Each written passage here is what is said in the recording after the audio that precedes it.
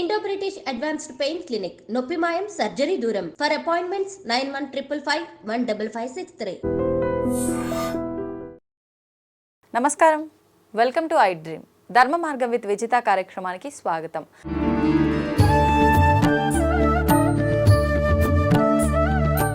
ప్రస్తుతం మనతో పాటు ఉన్నారు ప్రముఖ ఆధ్యాత్మికవేత్త డాక్టర్ వంశీ కృష్ణ గణాపాటి గారు. ఇప్పుడు వారితో మాట్లాడి మరిన్ని విషయాలు తెలుసుకుందాం. మనకున్న సందేహాలన్నింటినీ కూడా నివృత్తి చేసుకునే ప్రయత్నం చేద్దాం. నమస్కారం గురువుగారు. గురుగారు, మాతృదేవోభవ అంటుంటారు. అంటే దేవత కన్నా మించినది కన్న తల్లి అని చెప్పడమా దాని అర్థము? అసలు ఏంటి, మనం తల్లిని దేవుడితో సమానంగా చూడటమా? మనం దాన్ని ఏ రకంగా తీసుకోవచ్చు అంటారు? మనకి కృతజ్ఞత అనేది ఒక అలవాటుగా ఉండాలి. ఈ కృతజ్ఞత అనేది కేవలం మనుషులకు మాత్రమే కాదు, జంతువులకు కూడా చాలా ఉండాలి. జంతువులకు ఉంటుంది కూడా. అంత జ్ఞానం జంతువులకు ఉంటుందంటారా గురువు? వాటికే మనకంటే ఎక్కువ కూడా ఉంటుందేమో. అవునా? ఎప్పుడైనా ఒక పిడికాడు అన్నం పెట్టి చూడండి ఏదైనా జంతువుకి, మళ్ళీ రెండోసారి ఆశతో అయినా ప్రేమతో అయినా మన దగ్గరికి వస్తాయి. మనం చాలా విషయాలని టేకెన్ ఫర్ గ్రాంటెడ్ అని ఇంగ్లీష్లో ఉంటుంది. ఎవరి కోసంలే జరిగిపోతుంది కదా అని. కానీ మనకు జరిగినటువంటి ఉపకారాన్ని ఎవడు కూడా గుర్తుపెట్టుకోడు. కాబట్టి ఈ గ్రాటిట్యూడ్ మనం పొందినటువంటి ఉపకారాలని ఎప్పుడూ కూడా మనం నెమరు వేసుకుంటూ ఉండాలి అని చెప్పడం మన యొక్క జీవితంలో అలవాటు ఎలా చేసుకోవాలని మనకి చెప్పడం అనేది ఈ వాక్యం యొక్క సారాంశం. అంటే ఈ కృతజ్ఞత అనేది మీరు చెప్పినట్టుగా అంటే వ్యక్తిని బట్టి ఒక్కొక్క రకంగా ఉండాలంటారా? ఎలా ఉండాలంటారు? ముఖ్యంగా ఇప్పుడు మనం అనుకున్నట్టు తల్లి విషయంలో మనం చూపించాల్సిన కృతజ్ఞత ఏ రకంగా ఉండాలంటారు?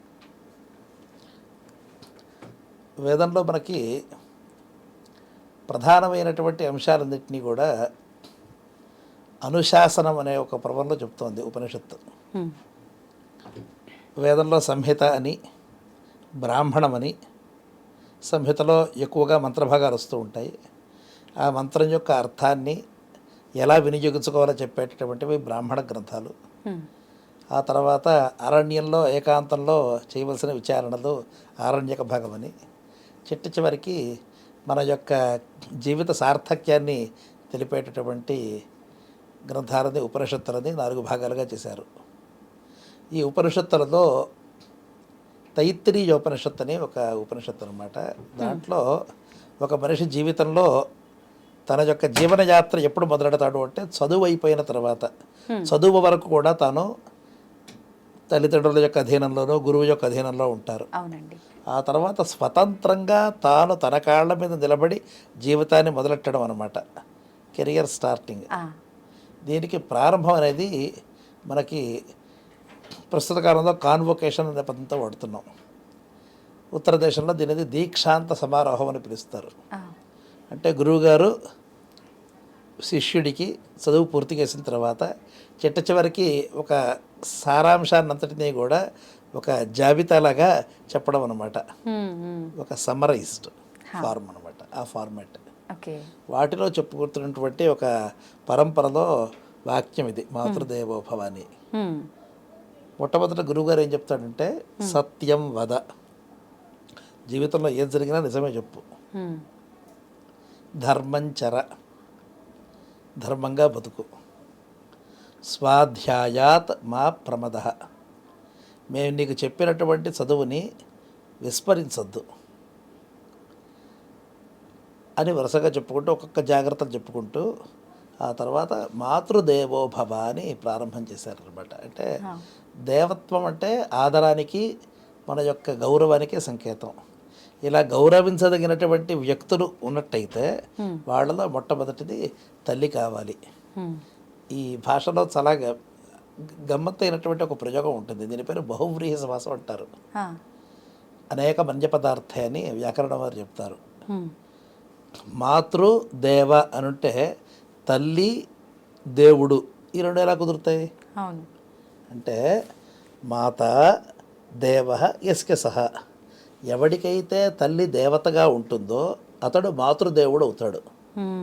కాబట్టి నీవు మాతృదేవుడిగా ఉండాలి అని తాత్పర్యం. అలాగే పితృదేవ భవ, తండ్రిని దేవుడిగా గలవాడవై నువ్వు ఉండు అని అర్థం అనమాట. బాగానే ఉంది. జన్మనిచ్చినటువంటి వాళ్ళు ఒకళ్ళు, ఎవరి యొక్క అంశతో మనం పుట్టామో వారు తల్లిదండ్రులు అయిపోయారు. వీరిద్దరు శరీరాన్ని మాత్రమే ఇస్తున్నారు. ఈ శరీరంతో పాటుగా దీంట్లో ఉండే ఒక చైతన్యం అనేది పరమాత్మ ఇస్తున్నాడు. ఈ చైతన్యాన్ని, ఈ శరీరాన్ని రెండింటినీ కలిపి తర్ఫీదిచ్చి ఒక శిక్షణ ఇచ్చేటటువంటి వాడు, వ్యక్తిత్వాన్ని తీర్చిదిద్దేటటువంటి వాడు ఆచార్యుడు అనమాట. కాబట్టి ఆచార్య దేవ భవ. ఈ ముగ్గురు లేనిది అసలు ఆ జీవితానికి అర్థమే లేదు. కాబట్టి ఇప్పుడు కూడా ఎవర్ గ్రేట్ఫుల్. నువ్వు ఏదైనా సరే చేసినా మాకేం చేశారండి, మా తల్లిదండ్రులు ఏం చేశారండి, మాకు అంతా మేము చేసుకున్నామండి, ఈ రెండు లేకపోతే మనం ఎలా అవుతాం? అవును. కాబట్టి ఆ కారణం వల్ల ఎప్పుడూ కూడా ఆ గ్రాటిట్యూడ్ అనేది ప్రతి దాంట్లోనూ, మనకి ఏదైనా ఒక చిన్న కోరిక తీరకపోతే ఈరోజు తీరదటువంటి ఈ కోరిక ఏదో ఒక ఫోన్ అడుగుతారు, లేదా ఒక పిక్చర్కి తీసుకెళ్ళమని అంటారు. ఒక చిన్న పని చేయకపోతే వాళ్ళ జీవితంలో మనకి ఏమీ చేసినట్టు కాదు అని ఆ క్షణంలో మనకు కలిగేటటువంటి విపరీతమైన క్రోధం వల్ల కానీ, ఆక్రోశం వల్ల కానీ, ఆందోళన వల్ల కానీ, బాధ వల్ల కానీ ఎంత మాట పడితే అంత మాట అంటాం కదా. వాస్తవం. అటువంటి మన యొక్క అదుపు తప్పినటువంటి ఆలోచన విధానాన్ని ఎప్పుడు కూడా చేయడానికి we should have an iron framework. ఎలా అయితే ఉదాహరణకి మనకి మిలిటరీ వాళ్ళు ఉన్నారనుకోండి, మీరు ఏ తప్పు పని చేసినా కూడా వాడు సహిస్తారు. దేశ విద్రోహం అనే మాట వస్తే మాత్రం మొత్తం పూర్తిగా చేతులు కాళ్ళు విరిచిపారేస్తారు.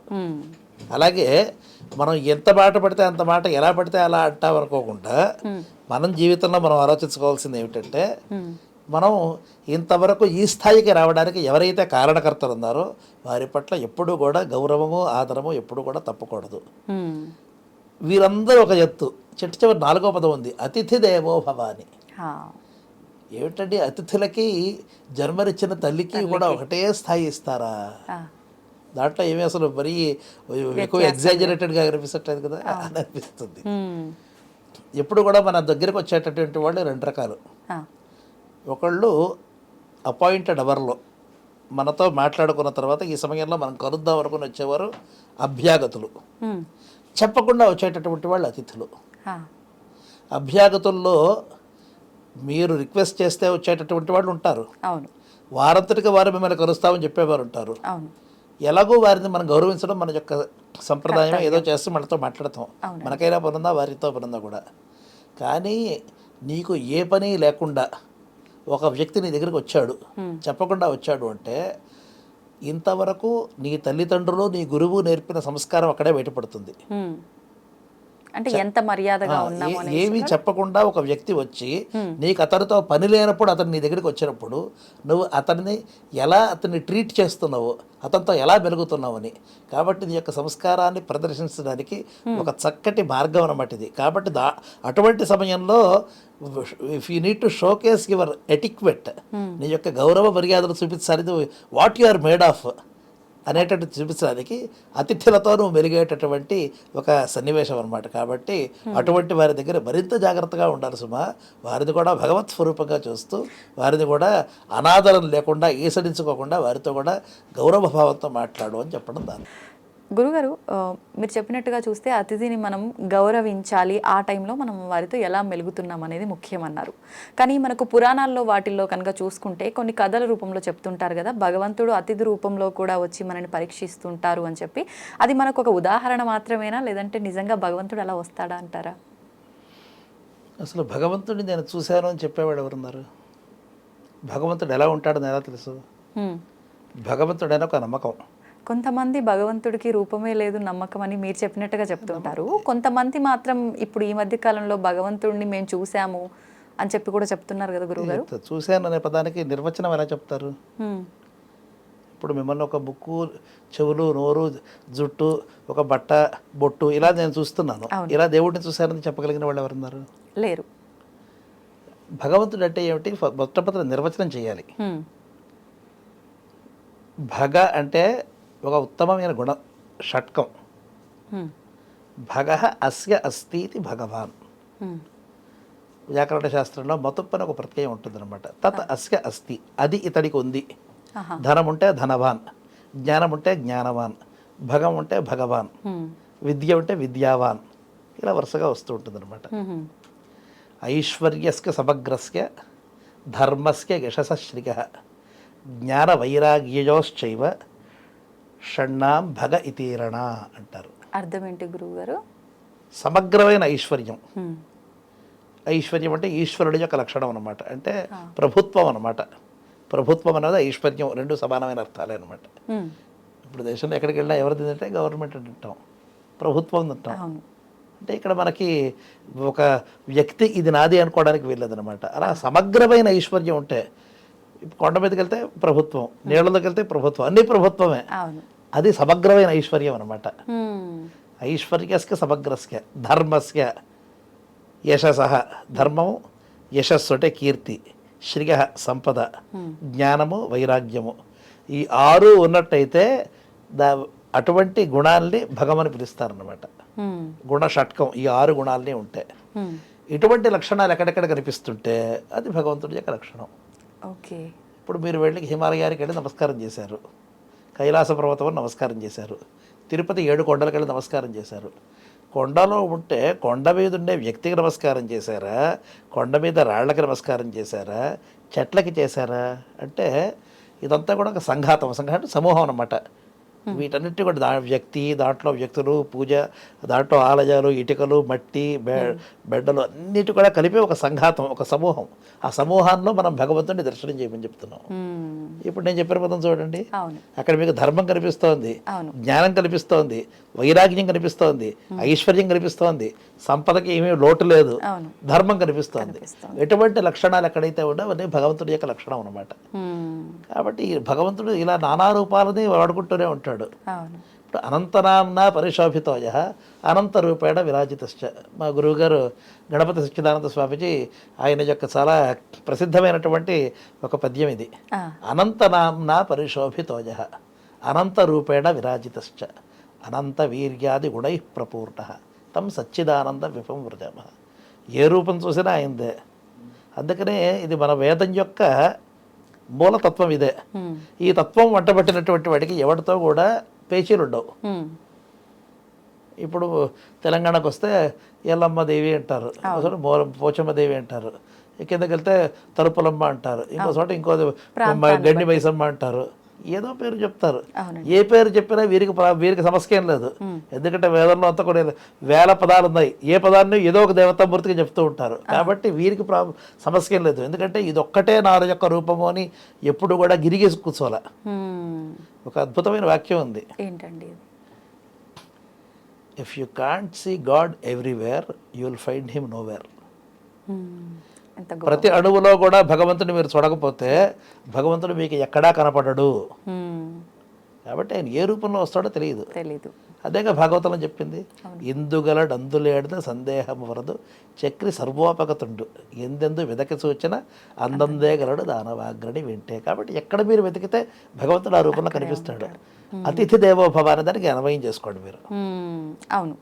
కాబట్టి ఏ రూపంలో భగవంతుడు వస్తాడో, so there is no harming being respectful. గౌరవంగా ఇంకొకరితో మాట్లాడడానికి ఆయన అంతస్తుతోనూ ఆయన యొక్క సంపదతోనూ మీకు సంబంధం లేదు కదా. ఈరోజు మీరు ఈ స్థితిలో ఉన్నారు, రేపు ఈ ఛానల్కి ఓనర్ అవ్వచ్చు, రేపు ఇటువంటి 4 ఛానళ్ళు మీరు మొదలెట్టచ్చు, లేదా అన్ని మానుకుని ఇంట్లో కూర్చోవచ్చు. కానీ మీ వ్యక్తిత్వంలో ఏమీ ఎక్కువ తక్కువ లేవు కదా. ఆ వ్యక్తిత్వాన్ని భగవత్ స్వరూపంగా గౌరవించడంలో నాకు పోయిందేం లేదు కదా. అది నువ్వు అభ్యాసం చేయాలి. అంటే అతిథి దేవో భవ. ఏ ఉపకారం చేయని వాడిని గౌరవించాలంటే చాలా సంస్కారం కావాలండి. మీకు ఏదో ఉపకారం చేశాడో, లేదా మీ తల మీద ఉన్నాడో, మీకు జీతాలు ఇచ్చాడని, లేదా మీకు స్థానమో మానవం ఇచ్చారని గౌరవించడం వేరు. ఏమీ ఉపకారం చేయని వాడికి కూడా చేస్తాడో లేదో తెలియకుండా వారికి గౌరవించడానికి చాలా సంస్కారం కావాలి. అదే నీకు నీ తల్లిదండ్రులు, నీ యొక్క ఆచార్యులు, గురువులు చెప్పినటువంటి సంస్కారం అని నిరూపించుకోవడానికి ప్రతి వ్యక్తికి ప్రతిరోజు ప్రతి పూట కూడా అవకాశం వస్తూ ఉంటుంది. వచ్చిన అవకాశాన్ని సద్వినియోగం చేసుకో. ఇది మనకి చెప్పేటటువంటి మన ధర్మం యొక్క ప్రధానమైనటువంటి అంశం అన్నమాట. ఎందుకంటే ఎవరికీ కూడా దేవుడి కంటే గొప్ప వ్యక్తి ఎవరికీ ఉండరు. కాబట్టి దేవతాంశగా నువ్వు ఎవరెవరిని గుర్తించాలి అంటే ఇలా ఉపకారం చేసిన వాళ్ళని, ఏమీ చేయని వాళ్ళని చెయ్యబోయే వాళ్ళని చెయ్యని వారిని కూడా గుర్తించడం అనేది నీ సంస్కారానికి నిదర్శనంగా పెట్టుకొని మన ధర్మంలో ప్రధానమైనటువంటి గురుగారు, ఇది ఒక మనుషుల విషయంలోనే వర్తిస్తుందా? ఈ గౌరవించటము, ఈ కృతజ్ఞత ఇవన్నీ కూడా? లేదు అని అంటే జీవంతో ఉన్న ప్రతి జీవి మీద, అంటే ఎగ్జాంపుల్గా తీసుకుంటే జంతువుల విషయంలో కూడా వర్తిస్తుందంటారా? మీరు మళ్ళీ అక్కడ సంకోచం చేయక్కల్లా. ప్రాణం ఉన్నా లేకపోయినా కూడా గౌరవించమని చెప్తోంది వేదం. ప్రాణం లేనటువంటి వస్తువుల్లో కూడా భగవంతుడు ఎందుకంటే అసలు చైతన్యం లేనటువంటి అణువే లేదని చెప్తోంది. అణువునా కూడా ఉన్నాడు అంటే భగవంతుడు. మీకు కొన్ని చోట్ల చైతన్యాన్ని అంటే యానిమేట్ దాని యొక్క కదలికని గుర్తించే శక్తి మీ కళ్ళలో లేదు. The naked eye cannot detect every moment. మీరు పరమాణు లెవెల్ మాలిక్యులర్ లెవెల్కి వెళ్ళిపోయినట్టయితే ఆ పరమాణువులన్నీ కూడా మీరు చూస్తే, మీరు క్వాంటమ్ ఫిజిక్స్లో చూసే ఉంటే ఏం చెప్తోంది, ప్రతి అణువు కూడా తన యొక్క ఇచ్ఛ ప్రకారంగా సంచరిస్తోంది, ఆ సంచారం నువ్వు కనిపెట్టలేవు అని.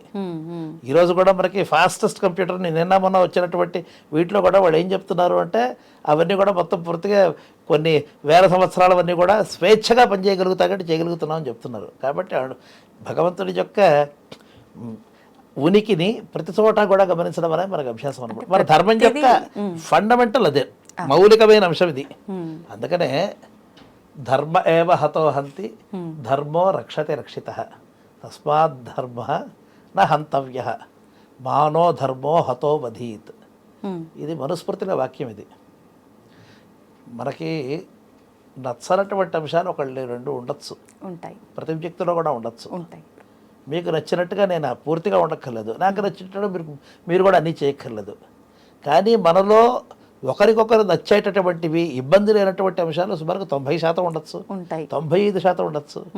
ఒక 2% బాగాలేదని చెప్పి 95% మనం పక్కన పెట్టక్కర్లేదు కదా. కానీ ప్రతి ఒక్కరు ఆ బాగోలేని ఆ 2% వాటిని లోపాలుగా వెతుక్కుంటారు. మనుస్మృతి అనేది ఒక చక్కటి గ్రంథం. మనిషికి ఎలా బతకాలో చెప్పారు. కాలాలు మారుతున్నాయి. నిన్నటి వరకు ఈ స్టేట్లో ఉండే ప్రతి వెహికల్కి మీరు టీఎస్ అని రాసుకున్నారు. గవర్నమెంట్ వారు వచ్చారు, టీజీ అని మార్చారు. అది గొప్ప, ఇది తక్కువ అని మీకు చెప్పాల్సిన అవసరం లేదు. ఆ రోజున్న పరిస్థితి అది, ఈ రోజున్న పరిస్థితి ఇది. కాబట్టి దాంట్లో ఒక అక్షరం బాలేదు కాబట్టి అన్నీ బాలేదని కాదు. కాళిదాసు ఒక గొప్ప మాట చెప్తాడు, పురాణమిత్యేవ నసాధు సర్వం నచాపి కావ్యం నవమిత్యవద్యం సంతః పరీక్ష్య అన్యతరద్భజంతే మూఢ పరప్రత్యజనేయ బుద్ధి. ఇది ఒక కావ్యం గురించి ఆయన చెప్పినా కూడా అందరూ ప్రతిక్షణం గుర్తుపెట్టుకోవాల్సినటువంటి వాక్యం ఇది. అర్థం ఏంటి గురువుగారు? పురాణమిత్యేవ నసాధు సర్వం. గతంలో ఎవరో ఎప్పుడో చెప్పారని చెప్పి చెప్పిందంతా కూడా అది చాలా గొప్పది కాదు. మీ తాతగారు చెప్పారు, వారి తాతగారు చెప్పారు అనే కారణం వల్ల అది గొప్పది కాదు. నచాపి కావ్యం నవమిత్యవద్యం. మీ పిల్లలు చెప్పారు, మీకంటే వయసులో చిన్నవాడు, మీరు జన్మనిచ్చినటువంటి వాడు కాబట్టి నిన్న కాక మొన్న పుట్టినవాడివి నువ్వు నాకు చెప్పావా అని. అంటే ఇప్పుడు ఎవరు చెప్పారో అనే దాన్ని బట్టి దానికి ప్రామాణ్యం కంటే వాడు చెప్పిన విషయంలో సత్వం ఏమిటి, సారాంశం ఏమిటో గ్రహించాలి. ఇప్పుడు నిన్న మొన్న పుట్టిన వాళ్ళు చెప్పారు కాబట్టి, ఇటీవల చెప్పారు కాబట్టి దీంట్లో ప్రామాణ్యం లేదు అనుకోకూడదు. సంతః పరీక్ష్య అన్యతరద్భజంతే. సంతః అంటే సత్పురుషులు, సజ్జనులు ఏం చేయాలంటే పరీక్ష చెప్పిన దాంట్లో సారాంశం ఏమిటో పరీక్ష చేయండి. అన్యతరద్భజంతే. జీవితంలో ఎప్పుడూ మనకి 2 చాయిస్లు ఉంటాయి, 2 ఎంపికలు ఉంటాయి. ఇలా అయినా మనం ఎంచుకోవచ్చు, అలాగైనా ఎంచుకోవచ్చు. తీసుకోండి, 2 మార్గాలు ఏది బాగుందో మీ యొక్క బుద్ధిశక్తితో పరీక్ష చేసి నిర్ణయించండి. గురుగారు, ఇప్పుడు మీరు మూఢ పరప్రత్యజనేయ బుద్ధి 4వ వాక్యం చాలా ముఖ్యం. అది ఆయన ఎవరో చెప్పారో అని చెప్పేసి ఈరోజు మీరు వెళ్ళిపోవద్దు. వాళ్ళెవరో చేశారనే కారణం వల్ల మాత్రమే వెళ్ళొద్దు. మీ భగవంతుడి ప్రతివాడికి కూడా ఒక డిస్క్రిప్షనరీ శక్తి ఇచ్చాడు. చిన్న ఉదాహరణ చెప్తాను, మనకి బాగా కష్టం కలిగేటటువంటిది. ఈరోజు చూస్తే వైకుంఠ ఏకాదశి చాలా ముఖ్యమైంది, అందరికీ చాలా సంతోషం కలిగినటువంటి విషయం. ఎంత ఓపిక ఉంటే ఎప్పుడో ఒకసారి విష్ణు దేవాలయాలకు వెళ్ళి చూస్తారు, తెల్లవారుజామున వెళ్తే మంచిదని చెప్పారు. అందరికీ కూడా ఒకే ఆలయానికి వెళ్ళి ఒకళ్ళ మీద ఒకళ్ళు పడిపోయి చచ్చిపోయేంత వరకు చేయమని చెప్పారా? ఏదైనా ధర్మశాస్త్రంలో ఉందా? ఆ దేవస్థానానికి ఈరోజు వెళ్ళకపోతే నీకు ఏదైనా సరే నరకం వస్తుందని ఎక్కడేం చెప్పారా?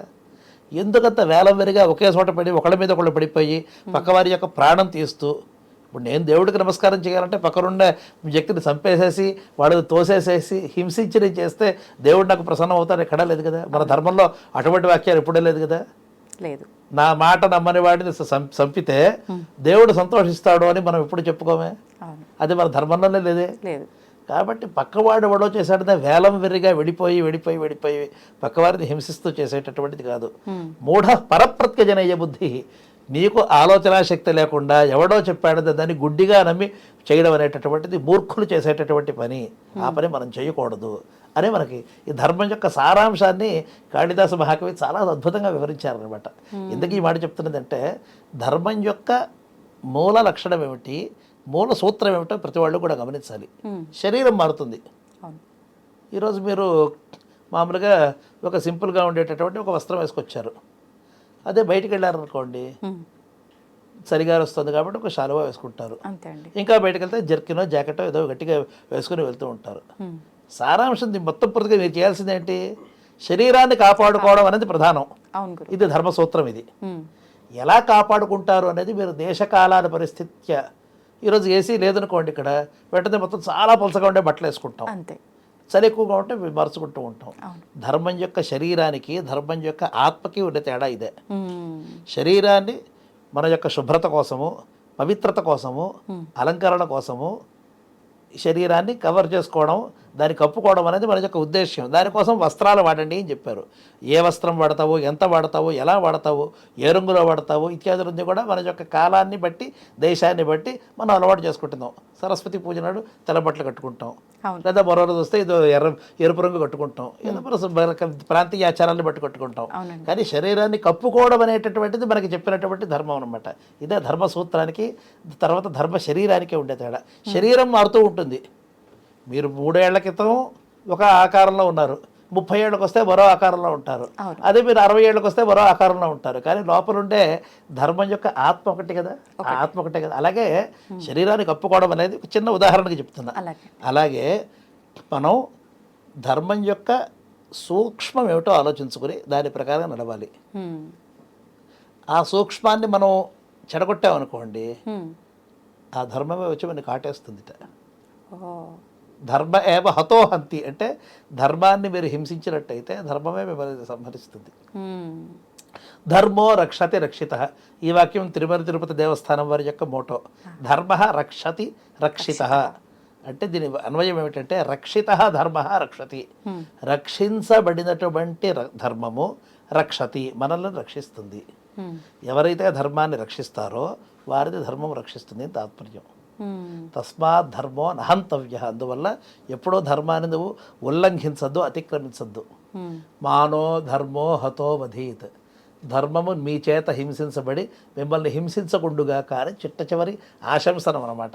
ఓకే గురుగారు, ఇప్పుడు మనం ధర్మంగా ఉండి ధర్మాన్ని రక్షిస్తే మనం రక్షింపబడతామన్నారు. అసలు నిజంగా రక్షింపబడటము, ఈ ధర్మము ఇదంతా అంటే ఏంటి? ఇప్పుడు మీరు ఇందాక ఒక మాట చెప్పారు, అందరూ అన్నీ చెప్తారు, కానీ ఏది కరెక్ట్ అనేది మనకి మనం నిర్ణయించుకోవాలి అని చెప్పి. ఈ మధ్యకాలంలో చాలామంది సనాతన ధర్మం అనగానే రకరకాలుగా చెప్తూ వస్తున్నారు. ఎవరి వర్షన్లో వాళ్ళు చెప్పింది వాస్తవం అని వినేంత వరకు మాకు అనిపిస్తుంది. ఇందరూ ఇన్ని రకాలుగా చెప్పారు, నిజమైన ధర్మం ఏంటి, నేను నిజంగా ధర్మంగా ఉండాలంటే నేను ఏ మార్గం ఎంచుకోవాలనేది ఒక సందేహంగా మారుతుంది. నిత్యం ఇప్పుడు ఒక జీవన విధానం ఏ రకంగా ఉంటే నేను నిజంగా ధర్మంగా ఉన్నట్టు అంటారు? దీనికి కూడా వేదవ్యాసుల వారు చక్కటి వాక్యం చెప్పారు. ఏంటండి అది? శ్లోకార్థేన ప్రవక్ష్యామి యదుక్తం గ్రంథకోటిభి. ఒక సగం శ్లోకంతో మీకు నేను ధర్మం యొక్క సారాంశాన్ని చెప్తానని చెప్పాడు. పరోపకార పుణ్యాయ పాపాయ పరపీడనం. ఇంకొకరికి ఉపకారం చేసినట్లయితే అది పుణ్యం, ఇంకొకరిని పీడించినట్లయితే అది పాపం. అన్నిటికీ సారాంశం ఇదే. ఓకే. ఎందుకు ఉపకారం అనే పదానికి అర్థం ఏంటంటే, ఇప్పుడు ఎవరికైనా సరే మత్తు అలవాటు ఉందనుకోండి, ఆ మత్తు పదార్థం ఇస్తే వాడికి ఆనందం కలుగుతుంది. కానీ అది ఉపకారం కాదు, అది అపకారం. అది వాడి యొక్క శ్రేయస్సుకు ఉపయోగపడి వాడికి జీవితం అంతా నిలబెట్టేటటువంటి పని చేస్తే అది ఉపకారం అనమాట. అటువంటి ఉపకారానికి నువ్వైనా తోడ్పడితే అదే పుణ్యం, లేకపోతే అది పాపం. ఓకే. ఇది బేసిక్ టెనెట్ ఇది. ఆ. కానీ దీంతో ప్రతి చోట మనం పరీక్ష చేసుకోవడానికి కొన్నిసార్లు మన తెలివితేటలు సరిపోవు, మన అనుభవం సరిపోదు. అవునండి. కాబట్టి కాస్త పెద్దలు నడిచిన మార్గంలో వెళ్తూ పెద్దలు చెప్పినది ధర్మం యొక్క మూలానికి సరిపోతుందా అనేటటువంటిది మనం ఎప్పటికప్పుడు బేరీజ్ వేసుకోవాలి. ఓకే. దానికి కూడా ఇందాక నేను చెప్పినటువంటి తైత్తిరీయ ఉపనిషత్తులో వాక్యాలు అనుశాసన పర్వం అనేది కాన్వొకేషన్ అడ్రస్ అనమాట. ఈరోజు మనకి కాన్వొకేషన్లో కీనోట్ అడ్రస్ అని ఒకటి ఉంటుంది అనమాట. ఎవరైనా ఒక పెద్ద వ్యక్తికి పిలిచి వారితో ఒక ఉపన్యాసం చెప్పిస్తూ ఉంటారు.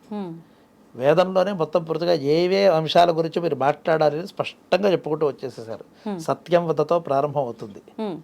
అలా జరిగి అలాగే అది చిట్ట చివరికి వెళ్తూ మీకు ఏదైనా మనస్సులో సందేహం కలిగినట్టయితే అప్పుడు మీరు ఎలా ఉండాలి అంటే కాన్ఫ్లిక్ట్ రిజల్యూషన్. ఒక సమస్య వచ్చినట్టయితే సమస్యని ఎలా పరిష్కరించుకోవాలి అంటే మీ దేశంలో ఎవరైతే పెద్దలు ఉన్నారో వారు ఎలా ఈ సందర్భంలో వారు ప్రవర్తిస్తారో అలా మీరు ప్రవర్తించండి అని చెప్పారు. పెద్దలంటే ఎవరు? వయస్సులో పెద్దవాళ్ళ, డబ్బులో పెద్దవాళ్ళ, జ్ఞానంలో. జ్ఞానం అంటే ఏమిటి? అంటే మీరు ఇందాక చెప్పినట్టుగా ప్రతివాడు నేను జ్ఞానవంతుడు అంటాడు. నాకు 2 డీలిట్లు వచ్చాయి, నేను 2 డాక్టరేట్లు ఉన్నాయి, నేను వైస్ ఛాన్సలర్ అయ్యాను, ప్రో ఛాన్సలర్ అన్నాను. అవునండి. మరి ఎవరు పెద్దవాళ్ళు అనుకుంటారు? పెద్దవాళ్ళని మనం. కాబట్టి ఈ డెఫినేషన్స్ చాలా ముఖ్యమైనటువంటివి. యుక్తాహ, ఆయుక్తాహ, అరూక్షాహ, ధర్మకామాస్యు 4 ఉదాహరణలు చెప్పారనమాట. మాకు అర్థమయ్యేలాగా. యుక్తాహ యోగ్యులైనటువంటి వారు, ఓకే. ఆయుక్తాహ సందర్భానికి తగినట్లుగా ప్రవర్తించేటటువంటి వారు, అరూక్షాహ నాట్ రూక్షం అంటే రూడ్నెస్, దురుసు, ఆ దురుసుతనం లేనటువంటి వారు అరూక్షాహ. 4వది ధర్మకామః ధర్మం పట్ల ఆసక్తి కలిగిన వారు అయి ఉండాలి, ధర్మాన్ని కోరుకునేటటువంటి వారు అయి ఉండాలి.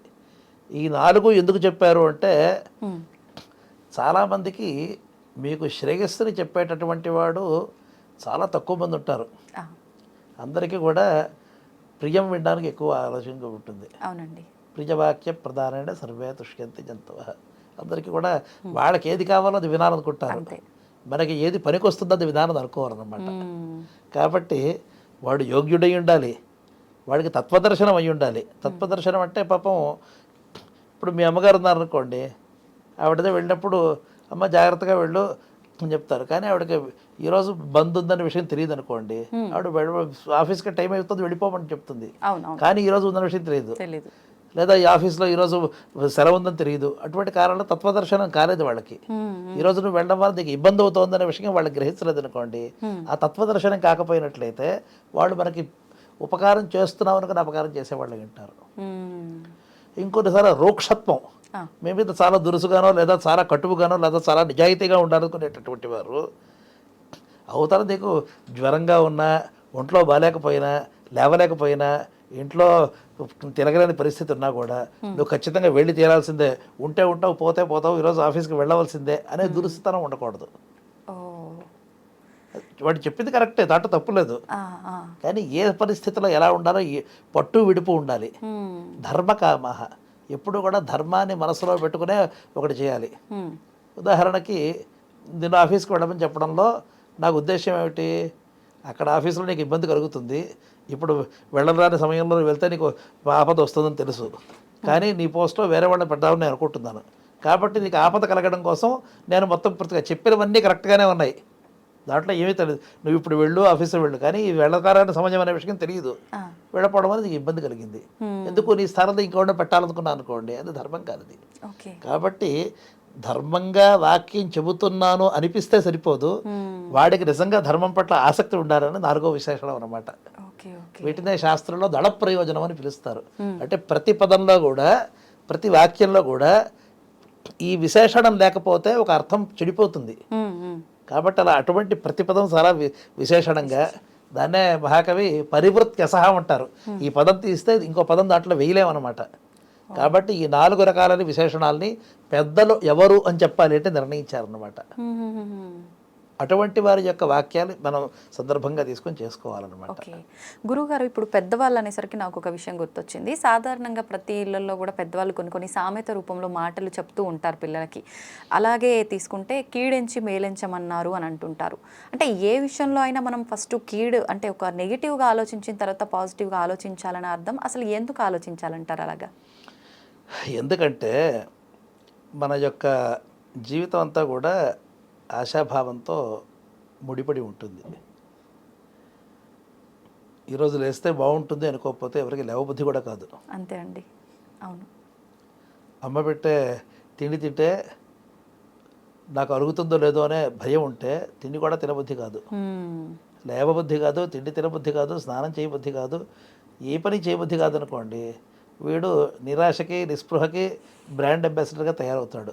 నిజమండి. పరమబద్ధకస్తుడై ప్రపంచం అంతా కూడా చాలా లేజీనెస్కి, ఒక ఆలస్యానికి ఒక ప్రతీకగా మారిపోతుంది. దానివల్ల సమాజంలో అరిష్టం ఎక్కువ అవుతుంది. ఆ కారణం వల్ల ప్రతివాడు కూడా ఆశతో జీవించాలి. ఆశతోనే పని ప్రారంభం చేయాలి, కానీ ఆశతో మాత్రమే చేయకూడదు. తన యొక్క యుక్తిని దీనికి ఎప్పుడు కూడా పెట్టాలి.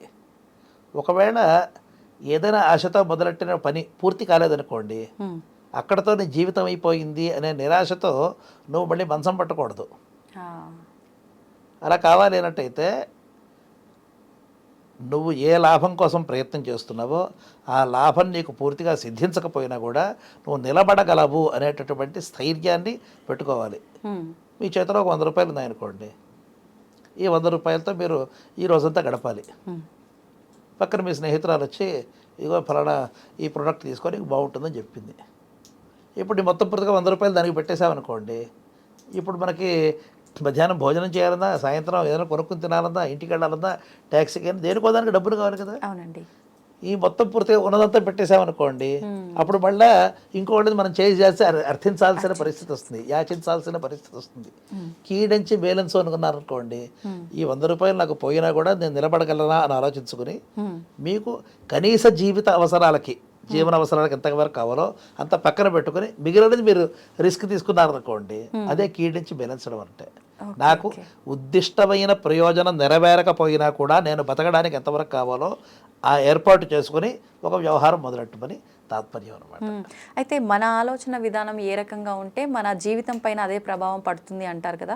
కొంతమంది ఎంతసేపు అంటే ఇలా ఒక రకంగా ముందేం జరుగుతుందో దీనివల్ల ఇబ్బంది పడుతుందని ఇప్పుడు మీరు చెప్పినట్టుగా ఆలోచించి మళ్ళీ బాగుగా ఆలోచిస్తే బాగుంటుంది, కానీ ఎంతసేపు నెగిటివ్గానే ఆలోచిస్తూ ఉంటారు. అలా ఆలోచిస్తున్నప్పుడు తలరాత అనేది ఒకటి ఉంటుంది కదా, ఆ తలరాతలో ఉన్నట్టుగానే జరుగుతుందా, లేదంటే వీళ్ళు నెగిటివ్గా ఆలోచించారని చెప్పి ఆ ప్రభావం వీరిపైన పడుతుందంటారా? చాలా మంచి ప్రశ్న ఇది. తలరాత, దీనికే మరో పేరు విధి అని, అవునండి, దీనికే మరో పేరు భాగ్యము అని, దీనికే మరో పేరు అదృష్టం అని, ప్రాప్తం అని కూడా అంటారా? మీరు ఏం చెప్పినా కూడా మొత్తం పూర్తిగా అన్నీ ఇంటర్ కనెక్టెడ్ అనమాట. ఈ ప్రతిపదాన్ని నిర్వచిస్తాను, ఆ నిర్వచనం చెప్పడం అని మీకు అర్థమైపోతుంది. ఓకే అండి. హరిణాపి హరేణాపి బ్రహ్మణాపి సురైరపి లలాట లిఖిత రేఖ పరిమారుష్టం నశక్యతే. హరిహర బ్రహ్మలు ఎవరు కూడా నొసట రాసినటువంటి తలరాతని మార్చలేరు, పరిమారుష్టం దాన్ని తుడిపి వేయడానికి ఎవరి వల్ల కూడా కుదరదు అనేది ఈ శ్లోకం యొక్క తాత్పర్యం అనమాట. ఇది వెంటనే అనిపిస్తుంది, ఓహో అయితే నా తలరాత నిశ్చయం అయిపోయింది, ఇక నేను ఏమీ చేయక్కర్లేదు అనేటటువంటి అభిప్రాయం సగం మందిలో ఉంటుంది. అటువంటి వారు ఇలాగే ఆలోచిస్తూ ఉంటారు, ఏం చేస్తే మనకి ఏమొస్తుంది, మూర్ఖంగా ఉంటారు వాళ్ళు. కాదు, ఒకరు బద్ధకం కోసం వాళ్ళకి ఏదో ఒక నిమిత్తం కావాలి, ఆలంబన కావాలి. దాన్ని ఇంగ్లీష్లో అలిబీ అని పిలుస్తాం అనమాట. వాళ్ళకి ఏదో నిమిత్తం కావాలి, ఆ నిమిత్తాన్ని పెట్టుకుని ఏం చేసినా మేము ఇలాగే ఉంటాలి అనుకుంటాం.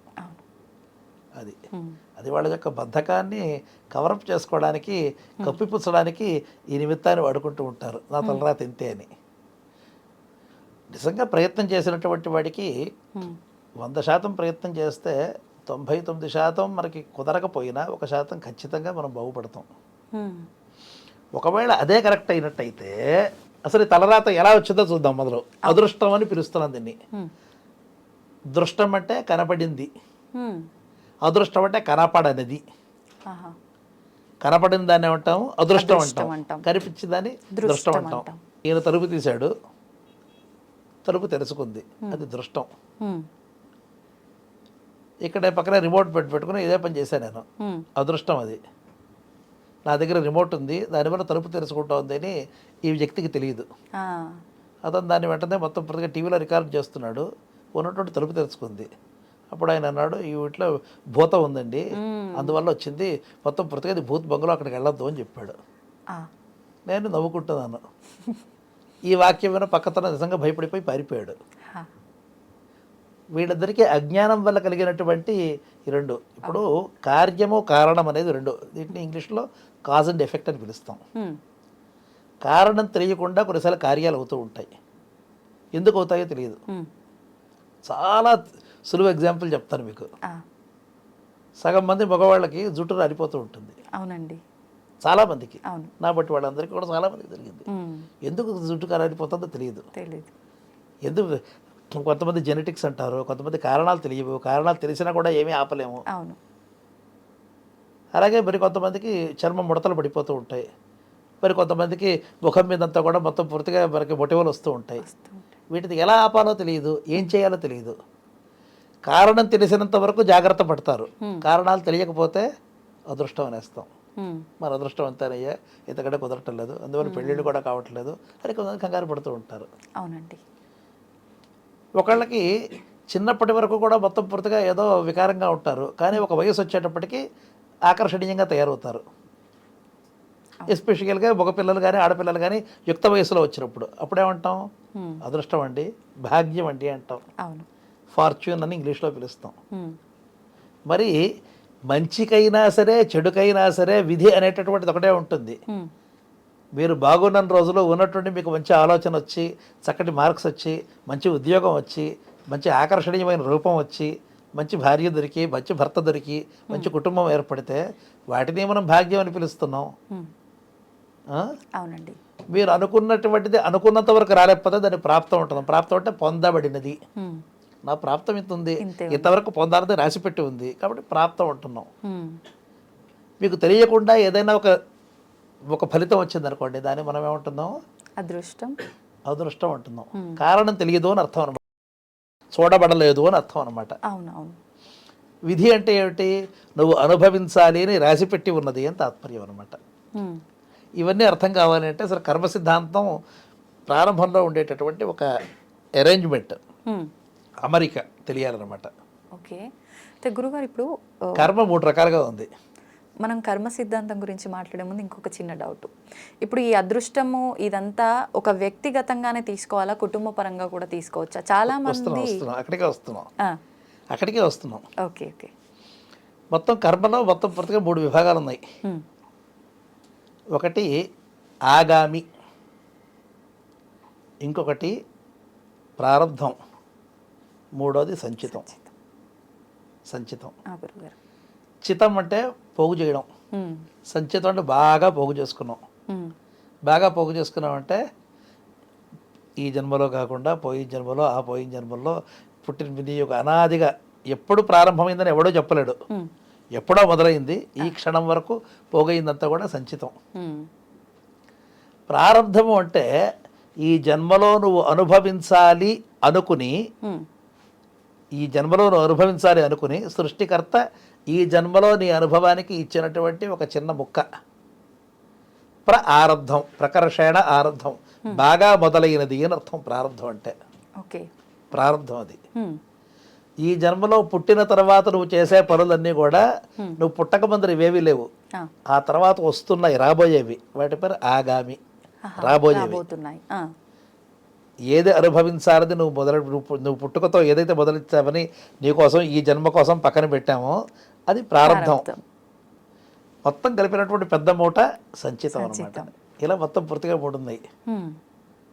ఇప్పుడు మనందరికీ కూడా బయట ఎంత చలిగా ఉన్నా లోపల వెచ్చగా ఉండాలని మనందరికీ కూడా మనకు కామన్గా ఒక లక్షణం రాసింది. సాధారణంగా మనమంతా కూడా సుఖంగా వెచ్చగా ఉండాలనుకోండి, అప్పుడు భగవంతుడు ఏం చేస్తాడు?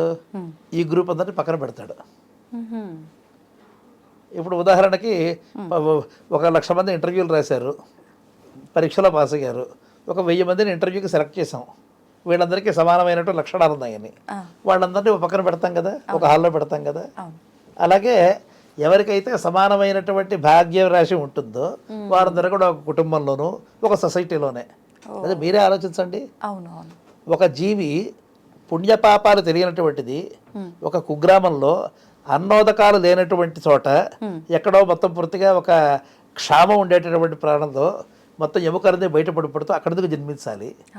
ఇంకొక జీవి చాలా సంపన్నమైనటువంటి సమృద్ధమైన దేశంలో ఎందుకు పుట్టాలి? నిజమే గురుగారు. కాబట్టి మన యొక్క కర్మని ప్రారంభాన్ని బట్టి మనం ఎక్కడ పుట్టాలో తెలుస్తుంది. మీరు ఇందాక అడిగిన మొట్టమొదటి ప్రశ్న ఏంటి? మరి నా తలరా తింతే అని అనుకునేవాళ్ళు. కానీ భగవంతుడు అందరికీ కూడా స్టీరింగ్ వీల్ లాంటి ఒక స్వేచ్ఛనిచ్చాడు. ఆ స్వేచ్ఛ లేకపోతే మీరు కిందకి వెళ్ళేవాళ్ళు కిందకి అధపాతాళానికి వెళ్ళిపోతారు. బాగున్నవారు ఈరోజు అత్యంత సంపన్నుల జాబితాలో పైకి ఈరోజు ఎలాన్ మస్క్ గారిలాగా అలా పైకి వెళ్ళిపోతూ ఉంటారు. 100 బిలియన్స్ 200 200 300 400 అలా పైకి వెళ్ళిపోతూ ఉంటుంది. మరి వాడు కిందకి వచ్చే అవకాశం కానీ వీడు పైకి వెళ్ళే అవకాశం కానీ లేవా? ఉన్నాయి. అదే స్వేచ్ఛ. ఆ స్వేచ్ఛ లేకపోతే ఇన్ని విధివాక్యాలు మనకి పురాణాల్లోనూ వేదాలలోనూ మత గ్రంథాలలోనూ అన్ని చోట్ల పెద్దలు చెప్పడం అంతా కూడా దండగే కదా. అవునండి. నువ్వు ఏం చేసినా నువ్వు అంతకంటే మారలేవు కదా. అవును. మీరు ఉన్నట్టుండి ఈరోజు తెల్ల చర్మంతో ఉన్నట్టుండి రమ్మంటే మీకు పెయింట్ కొట్టినా కూడా అవ్వలేరు కదా. అవును. అలానే పూర్తిగా నలుపు కూడా పడలేరు కదా. మన జన్మ లక్షణం అలాగే ఉంటుంది కదా. మరి ఏమీ మార్చుకోలేనప్పుడు చెప్పడం ఎందుకు? చెబుతున్నాము అంటే దాన్ని మార్చుకునే అవకాశం ఉందని. అంటే కొన్ని మార్చుకోగలిగిన అంశాలు ఉంటాయి, కొన్ని మార్చుకోలేని అంశాలు ఉంటాయి. ఎటువంటివి గురుగారు ఉదాహరణగా తీసుకుంటే? ఇప్పుడు మీరు ఈ ఉద్యోగంలో బాగా కష్టపడ్డారనుకోండి, ఒక 20 రోజుల్లో 30 రోజుల్లో 20 ఏళ్ళలో 30 ఏళ్లకో మీరు మొత్తం పూర్తిగా ఇటువంటి ఒక సంస్థలో అత్యధికమైనటువంటి వ్యక్తి కాగలరు. కానీ ఉన్నటువంటి ఇప్పుడు మీరు భరతనాట్యం బాగా చేసేటటువంటి సామర్థ్యం మీకు వస్తుందా? దీంట్లో రాదు కదా. మీరు చేయలేని పనులు కొన్ని ఉంటాయి, అటువంటి పనులు మీరు చేయలేరు కదా. మీరు తీసుకొచ్చి ఇప్పుడు ఏదన్నా సరే ఒక సుమో ఫైటర్ లాగా వెళ్ళి మొత్తం పూర్తిగా 15 మందిని చిత కొట్టేసి ఆ పనులు చేయలేరు. మీరు మీ యొక్క పరిధిలో ఎంతవరకు మీరు పైకి వెళ్ళగలరో మనకి వాటి. అలాగే మన యొక్క భవితవ్యాన్ని మార్చుకోవడానికి భగవంతుడు ప్రతి వారికి కూడా కొంత స్వాతంత్ర్యాన్ని ఇచ్చాడు, స్వేచ్ఛనిచ్చాడు. అందుకని మనకి వేదంలో గొప్ప ఇది చాలా ముఖ్యమైనటువంటి ఒక టెనెట్. సమానానాముత్తమ శ్లోకో అస్తు మూర్ధానమేవైనగం సమానానాం కరోతి. ఫలితం ఎలా ఉంటుంది అంటే సజాతానాం సమానానాం, నీ యొక్క గ్రూప్లో నీతో సమానమైనటువంటి వారిలో ఉత్తమమైనటువంటి పై స్థాయికి వెళ్తావు అనే వాక్యం చాలా చోట్ల ఉంటుందన్నమాట. నీ యొక్క కీర్తి కూడా అంతే. నీ యొక్క ఎప్పుడు కూడా you should not compare oranges with apples. So నీ యొక్క పరిధిలో ఉండేట. కాబట్టి మనం మన స్థాయిలో మనం ఖచ్చితంగా మన యొక్క స్థితిగతులను మార్చుకోగలిగే అవకాశం ప్రతి వారికి ఉంటుంది. అందుకోసం ఇన్ని రకాలైనటువంటి శాస్త్రవాక్యాలు, గీతావాక్యాలు, పెద్దల యొక్క వాక్యాలు, ఈ తర్వాత బోధనలు కూడా ఉన్నాయి. కాబట్టి డిస్పేర్కి అవకాశమే లేదు. కాబట్టి నిరాశ నిస్పృహలు వదిలిపెట్టి ఆశావాదంతో జీవించమనే మనకి మన యొక్క వేదము, మన యొక్క శాస్త్రాలు, మన యొక్క ధర్మం అంతా కూడా బోధిస్తున్నది అనమాట. గురుగారు, ఇప్పుడు మీరు చెప్పిన కర్మ సిద్ధాంతం తీసుకుంటే ఇప్పుడు అది కూడా మనకు ఆల్రెడీ మనం సంచితంలో ఉంది. అది ఎలా ఉందో అలా మన జీవితంని మనం గడుపుతున్నాము. మార్చుకునే అవకాశం మన కర్మ విషయంలో కూడా ఉంటుంది కదా ఇప్పుడు మీరు చెప్పినట్టుగా చూస్తే? అంటే దీంట్లో చిన్న ధర్మ సూక్ష్మం ఒకటి ఉంది. చిన్న సూక్ష్మం అది. మనకి ఫైనాన్షియల్ టర్మ్స్లో మాట్లాడుకుందాం, ఆర్థికమైనటువంటి పరిస్థితులు మాట్లాడుకుందాం. అలాగే అండి. ప్రారంభం అనేది మీకు ఉండేటటువంటి అప్పుతో మొదలెట్టారు. మీరు ఒక 1,00,000 రూపాయల అప్పుతో మీరు ప్రారంభం చేశారనుకోండి. మీ యొక్క వృత్తో మీ యొక్క జీవితమో ప్రారంభం చేశారు. ఈ 1,00,000 రూపాయలకి ప్రతి నెల మీరు వడ్డీ కడుతున్నంత వరకు మీ జోలికి ఎవరూ రారు. మీరు బాగా ఎక్కువ డబ్బులు సంపాదించారనుకోండి, అప్పుడు ఈ 1,00,000 రూపాయలు విడిపోతూ ఉంటుంది. కొన్ని రోజులకి మొత్తం పూర్తిగా దీనిని పూర్తిగా మనం ఈ అప్పు తీర్చుకునే అవకాశం కూడా కనిపిస్తుంది. కానీ పుణ్యపాపాల దగ్గరకు వచ్చేటప్పటికి ఒక చిన్న మార్పు ఉందన్నమాట. ఏంటండి అది? దానికి కోర్టు ప్రొసీడింగ్స్ అనే ఒక ఉదాహరణ చెప్తాను. మీరు ఒక ఉత్తమమైనటువంటి మంచి పనులు చేసి 10 మందికి ఉపకరించేటటువంటి స్కూల్స్ పెట్టడమో, లేదా అంటే డబ్బులు వసూలు చేయడానికి స్కూల్ దాని గురించి మాట్లాడ, ఉచితమైన విద్యాబోధన, ఉచితంగా అన్నదానం చేస్తున్నారు. వాటికి సొసైటీ, సమాజం మిమ్మల్ని గౌరవిస్తోంది. కానీ ఏదైనా సరే కొన్ని పొరపాట్లు చేయడమో, కొన్ని మోసాలు చేయడమో చేశారనుకోండి, నేను అక్కడ ఉత్తమమైన కార్యం చేశాను కాబట్టి ఈ చేసిన మోసాలలో ఈ హత్యల్ని, లేదా ఈ అబద్ధాలని దీన్ని మీరు పరిగణించొద్దు, దీనిని మీరు అలాగే వదిలేసేయండి అంటే కుదురుతుందా? కుదరదు కదా. అదే పుణ్యపాపాలకి ధనానికి ఉండే తేడా. మీరు ఎక్కువ డబ్బులు ఉంటే ఆ డబ్బులతో అప్పులు తీర్చుకోవచ్చు, కానీ పుణ్యపాపాల దగ్గరకు వచ్చేటప్పటికి అలా కుదరదు అనమాట. మీరు చేసిన పుణ్యాన్ని మీరే అనుభవించాలి, మీ యొక్క పాపాన్ని కూడా అనుభవించాల్సిందే మీరు. అంటే అసలు తగ్గించుకునే అవకాశం లేదా? ప్రభావం కొద్దిగా తగ్గుతుంది. ఇప్పుడు బ్రహ్మాండమైన వర్షం పడుతుంది అనుకోండి, ఏదో ఒక చిన్న గొడుగు పెట్టుకుంటే కొంత ప్రభావం తగ్గుతుంది, కానీ సంపూర్ణంగా తగ్గిపోతుందని చెప్పలేము అనమాట. తుప్పరైనా పడుతుంది, స్ప్లాషెస్ అంటాం కదా, చిందనమైనా ఉంటుంది, అది తప్పదు, పూర్తిగా తప్పదు, ఎంతో కొంత అనుభవించాల్సిందే. గురుగారు, ఇప్పుడు మీరు చెప్పినట్టుగా చూస్తే మనం డబ్బుల విషయంలో అయితే ఎలా దాన్ని మనం కష్టపడి సంపాదించుకొని తీర్చుకునే అవకాశం ఉందో, పాపపుణ్యాల్లో మాత్రం అలాంటి అవకాశం లేదన్నారు. మరి ఇప్పుడు ఒక జీవి ఒక జన్మ తీసుకొని భూమిపైకి వచ్చింది అనుకోండి, అంటే ఫర్ ఎగ్జాంపుల్ నేనే తీసుకోండి, నేను గతంలో చేసిన పాపము ఉంది, పుణ్యమే ఉంది, నేను ఈ జన్మలో అసలు ఏంటి, నా జన్మకి అసలు సార్థకత ఎలా వస్తుంది? ప్రతి ఒక్కరూ అన్నీ మర్చిపోతారు. భూమిపైకి వచ్చామా, నా కోరికలు, నా ఆశలు, నా లైఫ్ ఎలా అనుభవిస్తున్నాను, ఎంత సంపాదిస్తున్నాను, ఇవే ఉంటాయి తప్ప అసలు నేను వచ్చిన పర్పస్ ఏంటి అనేది ఎవరికి ఒక క్లారిటీ ఉండదు. అసలు ఏంటి ఈ జీవి యొక్క జన్మకి సార్థకత ఏంటి? ఇది సమస్య ఎక్కడుందంటే, మనం లేచినప్పటి నుంచి పడుకునేంత వరకు కూడా కళ్ళు తెరిచినప్పటి నుంచి పంచేంద్రియాలు ఎప్పుడు కూడా బయట విషయాలనే ఆలోచిస్తాయి. అవునండి. ఈ విషయాన్ని ఇంద్రియార్థము అని భగవద్గీతలో పిలిచారు. ఇంద్రియాణి ఇంద్రియార్థేషు. ఈ ఇంద్రియాలన్నీ వెళ్ళి ఇంద్రియార్థాలైన విషయాల మీద ఎక్కువ ఉంటాయి. ఏదో చూస్తాము, ఏదో ముట్టుకుంటాము, ఎక్కడో తిరుగుతాము, ఎక్కడో ఏదో వింటూ ఉంటాం, వాటిలో ఆనందం వెతుకుతూ ఉంటాం. ఈ విషయాలన్నీ కూడా వచ్చిన తర్వాత మన యొక్క మనస్సు వీటన్నిటి కూడా కొంత ప్రక్రియ చేసి ఒక ప్రాసెసింగ్ అయిపోయిన తర్వాత, ఆ ప్రాసెస్లో ప్రక్రియ తర్వాత ఏం చేస్తే బాగుంటుంది అని కొన్ని విషయాల్ని పక్కన పెడుతుంది, కొన్ని విషయాలను లోపలికి తీసుకుంటుంది అనమాట. ఈ విషయాలు లోపలికి రావడం ఆగిపోతే కానీ నేను ఎవరు అనే విషయం ఆలోచనకు ఉండదు. అలా నేను ఎవరు అని ప్రతి వ్యక్తి ఆలోచించాలి అంటే వాళ్ళకి మొట్టమొదట కావాల్సింది సమయం కావాలి. అటువంటి సమయం ఎవరు కేటాయిస్తున్నారు? లేదండి. స్వహ అంటే తాను, అర్థం అంటే కొరకు. తన కొరకు ప్రయత్నం చేస్తే దాన్ని స్వార్థం అంటారు. మనకి సంస్కృతంలో స్వహ అనే పదానికి నాలుగు అర్థాలు ఉన్నాయి. మొట్టమొదటి స్వహ అంటే ఆత్మ, తాను. రెండవది స్వహ అంటే తనకి సంబంధించినటువంటి వారు, స్వీయ, వేరేది కూడా స్వహ అనే పిలుస్తూ ఉంటాం. మూడవది డబ్బు, దాన్ని కూడా స్వహనే అంటాం అనమాట. తర్వాత మన యొక్క సంపదలు, వీటన్నిటి కూడా స్వహ అనే అర్థంలో వాడుతూ ఉంటాం. కానీ స్వహ అంటే తాను అనే అర్థంలో మనం ఆలోచిస్తే అటువంటి స్వార్థం చాలా అవసరమైంది.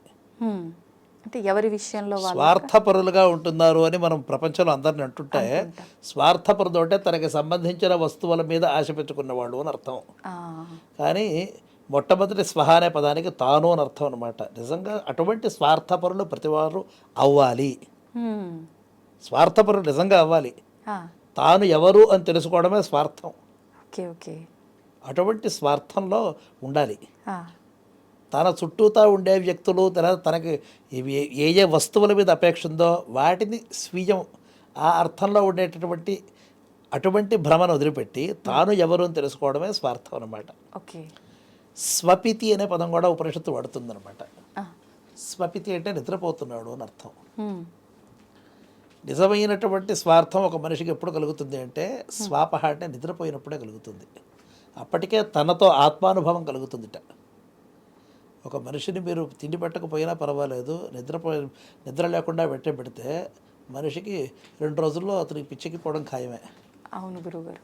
కాబట్టి ఎలా అయితే మనకి బ్యాటరీ పూర్తిగా డిశ్చార్జ్ అయిపోతుంది అనుకోండి, మన మనసు ఎలా అయిపోతుందంటే అమ్మో ఏదో ప్రపంచంలో ఒక ఆటమిక్ బాంబ్ పడిపోతుంది అన్నంత కంగారు పడిపోతూ ఉంటాం ఈ రోజుల్లో.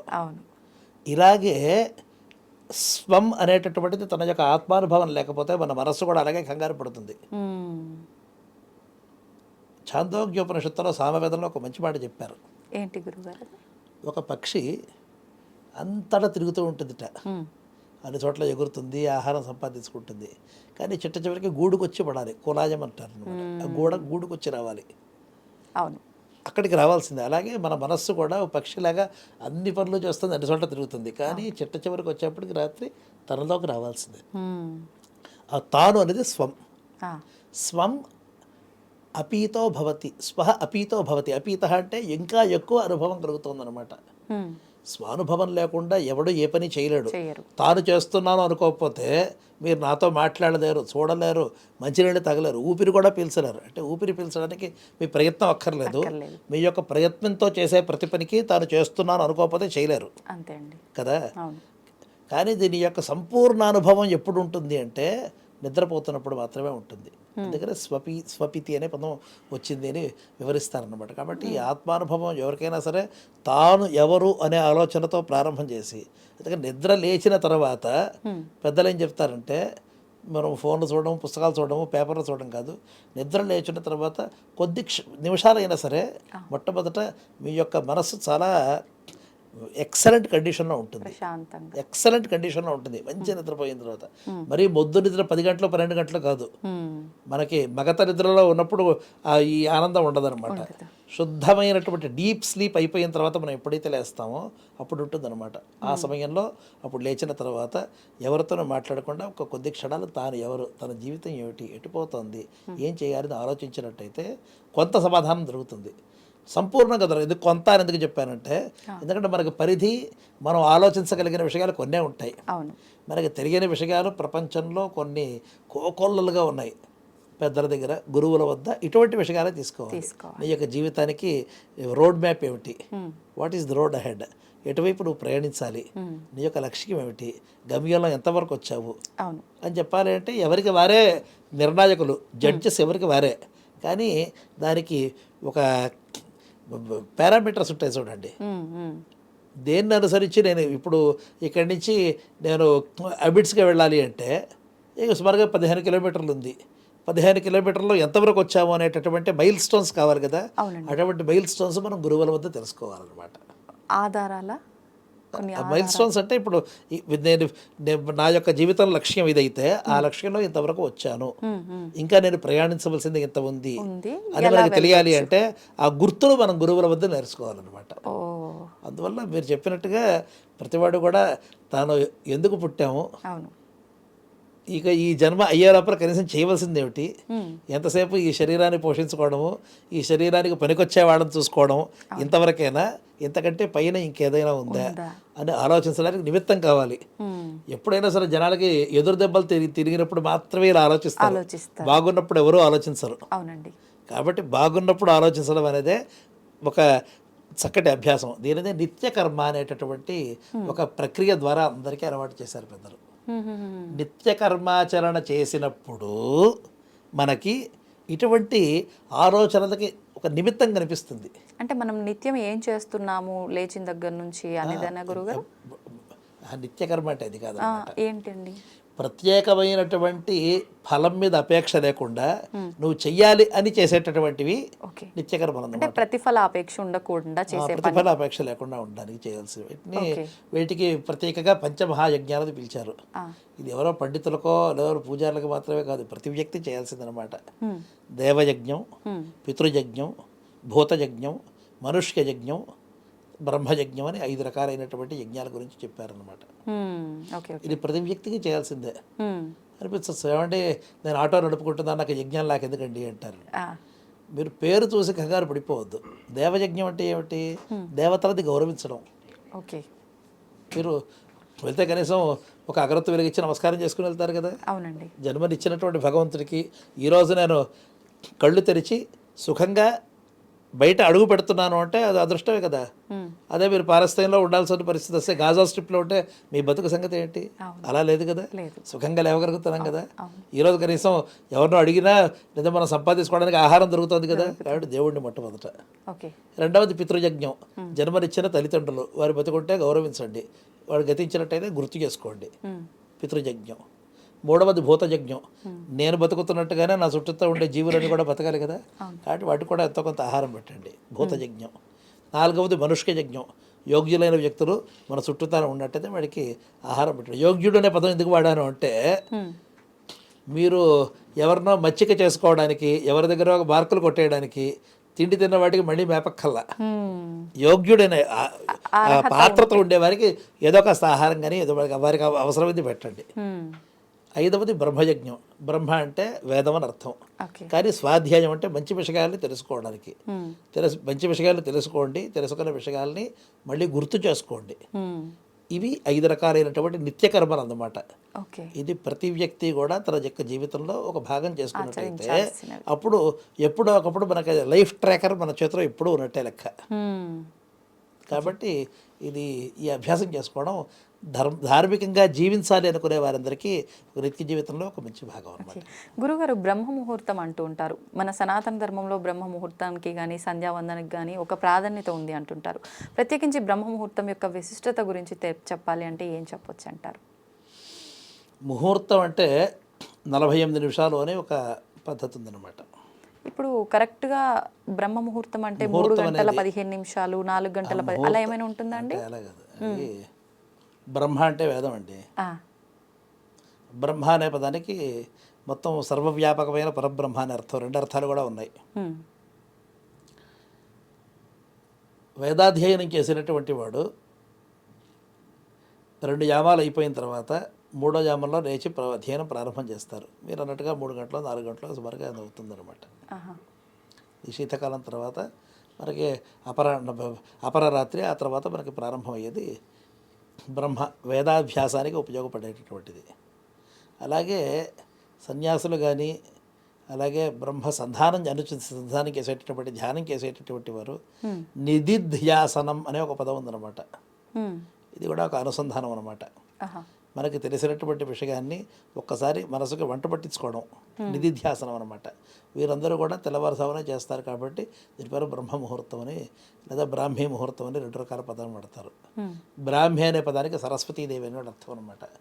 కాబట్టి సరస్వతిని సాధించాలి, విద్యని సాధించాలి అనుకునేవారు కూడా ఈ సమయంలో సూర్యుడు ఉదయించక మునుపే మీరు మీ యొక్క సాధన ప్రారంభం చేయండి అని ఉద్దేశ్యం అనమాట.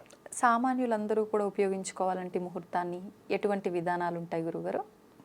ముహూర్తం అంటే ఒక కాలం యొక్క ఒక మాపకం. ఇట్స్ ఏ టైం యూనిట్ అంతే.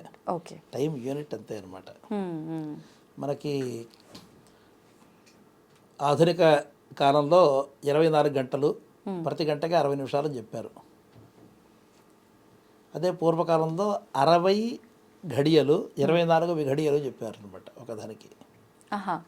అంటే మొత్తానికి అటు చేసినా ఇటు చేసినా కూడా రోజుకి 1440 నిమిషాలు వస్తుంది. వాళ్ళు 24 గంటలని 60 నిమిషాలతో గుణించారు. పూర్వీకులు 60 ఘడియలని 24 విఘడియలతో చేశారు. సో ఈ కేసులో 1440 వస్తుంది. దీనిని ప్రాతః, సంగవ, పూర్వాహ్న, అపరాహ్న, సాయం అని 5 విభాగాలు చేశారన్నమాట. 5 విభాగాలు చేసుకుంటూ వచ్చారు. ప్రాతకాలము సంగమం అంటే ఆవులని మేతకు పంపించడం కోసం ఉదయం పాలు పితకడం అంతా అయిపోయిన తర్వాత వాటిని ఒక చోట చేర్చి తర్వాత అందరూ కలిసి దూరంగా వాటిని మేతకు పంపిస్తారనమాట. దానికి సంగమ కాలం అంటారు. పూర్వాహ్నం అంటే ఇక మధ్యాహ్నం దాని యొక్క ముందు మురుపు అనమాట. అపరాహ్నం అంటే మధ్యాహ్నం తర్వాత అనమాట. మధ్యాహ్నం అంటే కరెక్ట్గా పగటి యొక్క మధ్య భాగం అనమాట. ఇది యాబ్సల్యూట్ టర్మ్స్లో చెప్పలేము, ఎందుకంటే సూర్యోదయం అహప్రమాణం అంటాం. అంటే డే లైట్ పెరగడం తరగడం ఉంటుంది. ఇప్పుడు ఉత్తర దేశంలో దక్షిణ దేశంలో మార్పులు ఉన్నాయి కదా. మనకి సాధారణంగా మరీ పెద్ద తేడా ఉండదు, కానీ ఉత్తర దేశానికి వెళ్ళిన కొద్దీ ట్రాపికల్ పైన అక్షాంశాలకు వెళుతున్న కొద్దీ మనకి ఏమవుతుంది, లాటిట్యూడ్ పెరిగిన కొద్దీ కూడా మనకి ఆ ప్రమాణం పెరుగుతూ ఉంటుంది. వాళ్ళకి వింటర్లో వచ్చేటప్పటికి వాళ్ళు 9 గంటలు 10 గంటలు 11 గంటలే ఉంటుంది.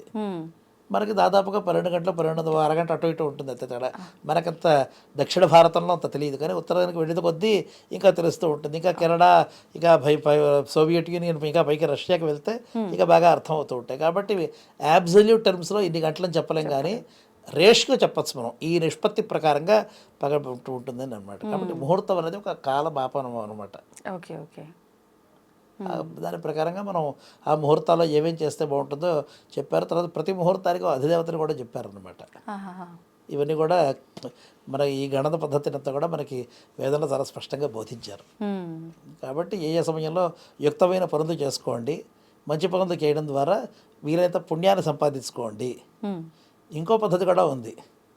ఎవడైతే ఈ కాలగణని తెలుసుకుంటారో వాడు కష్టాలు పడ్డడు అని ఒక వాక్యం ఉంది. యోవై ముహూర్తాన నామధేయాని వేద నా ముహూర్తే స్వార్థి మార్చతి. ముహూర్తాల యొక్క పేర్లు తెలుసుకుంటే ఆ ముహూర్తాలలో వారు కష్టాలు కొని తెచ్చుకోరు అని తాత్పర్యం. ఇది చాలా విడ్డూరంగా అనిపించవచ్చు. ఈరోజు February 25th అని నాకు తెలిస్తే ఈరోజు నాకు రావాల్సిన ఆపదలు రావా? ఎందుకు రావండి? వస్తాయి కదా. అవును కదా. కాబట్టి ఇట్స్ టోటలీ ఇల్లాజికల్ అనిపిస్తుంది. ఈరోజు సండే అని తెలిస్తే సండే నాకు రావాల్సిన కష్టాలు ఏమన్నా ఉంటే వచ్చేస్తాయి కదా. సండే తెలియడం వల్ల రావదా అంటే దాన్ని ఎలా కాదు అర్థం చేసుకోవాల్సింది ఈ వాక్యానికి. ప్రతిరోజుకి కూడా మనకి విహితమైన కార్యాలు కొన్ని ఉంటాయి. సండే మనం ఏమంటాం? హాలిడే అంటాం. హాలిడే పదం ఎలా వచ్చింది చెప్పండి? HOLYDAY holy day. దాన్ని షార్ట్ చేస్తే కలిపితే అది కాంపౌండ్ వర్డ్ హాలిడే అయింది. ఓకే. కాబట్టి హోలీడే అంటే పవిత్రమైన పనులు చేసేటటువంటి రోజు అని అర్థం.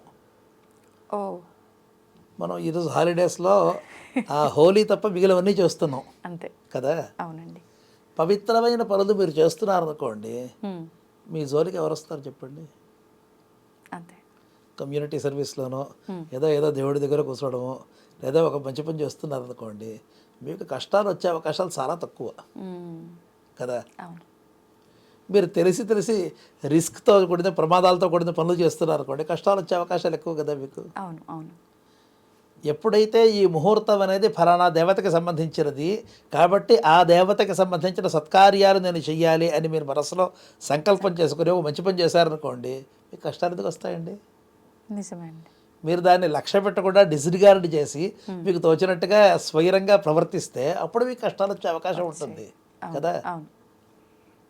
ఇప్పుడు ఆ వాక్యం అర్థమైంది కదా. అర్థమైంది. ముహూర్తం పేరు తెలుసుకుంటే మీకు కష్టాలు రావు అంటే ఆ ముహూర్తానికి సంబంధించిన సత్కార్యాలు మీరు చేసినంత కాలము మీ జోరికి కష్టం రాదు. ఇందాకటి ఫైనాన్షియల్ ఎనాలజీ ప్రకారంగానే చెప్తాను. మీరు ఈ నెల సుమారుగా ఒక 5,000 రూపాయలు మీరు ఈఎంఐ కట్టాలి. మిగిలిన అన్ని పనులు బాగానే చేస్తున్నారు. మిగిలిన మన అన్నిటికీ జస్టిస్ చేశారు, ఎక్కడ డిఫాల్ట్స్ ఏమీ లేవు. అవును. మీరు అదే బ్యాంకులో అక్కడే కూర్చొని మిగిలిన డబ్బులు అరకట్టేసేసారు. ఈ 5,000 రూపాయలు 4 రోజుల తర్వాత ఇస్తామండి అంటే సరిపోలేమ్మా అలాగే అంటారు. మీరు ఏదీ రాకుండా కనిపించకుండా మాయమైపోయారనుకోండి, మీ మీద మొత్తం పూర్తిగా ట్రాకింగ్ ఏజెన్సీస్ అందరూ వస్తారు. కాబట్టి సత్కార్యాలు చాలా వరకు చేస్తున్నాం అనుకోండి, 1-2 రాకపోయినా సరే కండోనింగ్ అనే పదం చూడండి, ఉదాసీనంగా సరే పోన్లే ఈరోజు కాకపోతే రేపు చేస్తారని కొద్దిగా లీనియంట్గా ఉండేటటువంటి అవకాశం వస్తుంది అనమాట. అందువల్ల ముహూర్తాల పేర్లు తెలుసుకోండి, రోజుల పేర్లు తెలుసుకోండి, దినముల యొక్క పేర్లు తెలుసుకోండి. ఆ దినంలో శుక్లపక్షంలో ఎన్ని రాత్రులు ఉన్నాయి, ఎన్ని పగళ్ళు ఉన్నాయి, ఎన్ని మాసాలు ఉన్నాయి, వీటన్నిటి పేర్లు తెలుసుకోండి చెప్పడానికి సావిత్రాగ్ని చయనము అనేటటువంటి ఒక ప్రకరణం ఉంది యజుర్వేదంలో. వాటిలో సముజ్ఞానం నుంచి సముజ్ఞానం, విజ్ఞానం, ప్రజ్ఞానం, జానత, అభిజానత, సంకల్పమానం, ప్రకల్పమానం, ఉపకల్పమానం, ఉపక్లుప్తం, క్లుప్తం, శ్రేయ, వసీజ, ఆగత, సంభూతం, భూతం, చిత్ర, కేతు, ప్రభాన్, ఆభాన, సంభాన్ అని వరుసగా చెప్పుకుంటూ వెళ్ళారనమాట. మొత్తం పూర్తిగా సమజ విభాగాలు ఉన్నాయో. కాబట్టి ఇవన్నీ తెలుసుకోండి. తెలుసుకోవడం ద్వారా మీరు ఈరోజు అంటే ఏమిటి, మన 21st అండి, 22nd అండి ఒక పేర్లు కూడా తెలియదు మనకి. వేద పండితులకు కూడా తెలియదు. ప్రతిరోజుకి, ప్రతి ముహూర్తానికి, ప్రతి తిథికి ఇటువంటి పేర్లు నాయని కూడా తెలియదు. కాబట్టి ముహూర్తాలు, దినముల యొక్క పేర్లు, రాత్రుల యొక్క పేర్లు కూడా తెలుసుకోండి. తెలుసుకుని ఇది ఏ దేవతకి సంబంధించాలో తెలుసుకోండి. తద్వారా మీరు పాపాల జోలికి వెళ్లకుండా ఉంటారు అని మనకి వేదం హెచ్చరిస్తోంది అనమాట. ఓకే ఓకే గారు, చాలా మంచి విషయాలు తెలియజేశారు. ధన్యవాదాలు. శుభం.